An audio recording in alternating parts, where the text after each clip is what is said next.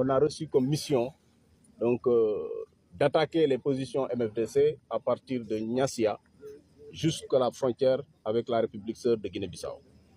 Donc la première phase de cette opération s'inscrit en droite ligne avec l'intention du commandant de zone qui donc a pour intention de parachever le rétablissement du dispositif opérationnel de la zone militaire numéro 5 à la frontière avec la République sœur de Guinée-Bissau. La première phase consistait à partir de Niassia, donc reconnaître l'axe de Edjouma-Basséré.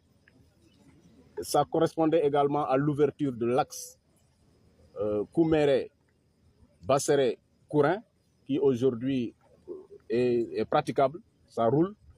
C'est un ancien axe de production qui quitte pratiquement la maison forestière depuis Toubacouta, qui fait la boucle jusqu'à Kagit.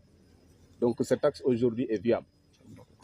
La deuxième phase de l'opération consistait également à attaquer les positions MFDC à partir de Basséré.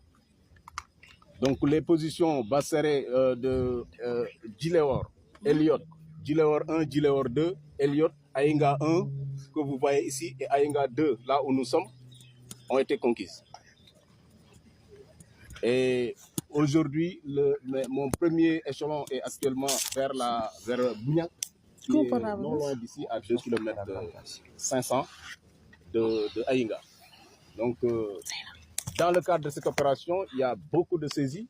Je ne serai pas là à énumérer les saisies parce qu'on n'est pas à l'heure du bilan.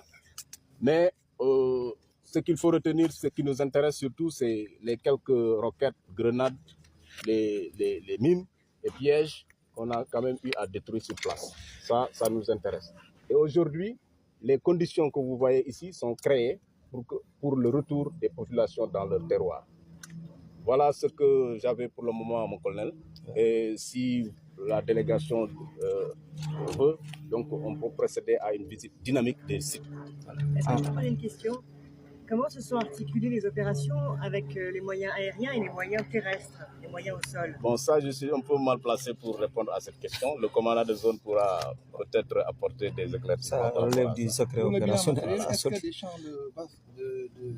champs indiens ont été détruits? Affirmatif, on a eu quand même à découvrir des champs de chanvre indien, au-delà des munitions, des roquettes piégées qu'on a eu quand même à détruire sur place. Sur le bilan des engins explosifs également. Le bilan humain? Bon, on déplore quand même au moins dans nos rangs un gradé qui a été blessé par mine. Il a sauté sur une mine antipersonnelle. Mais également un de nos camarades qui a été blessé par balle. Et du côté de l'ennemi? Bon, du côté de l'ennemi, là, on ne peut pas citer.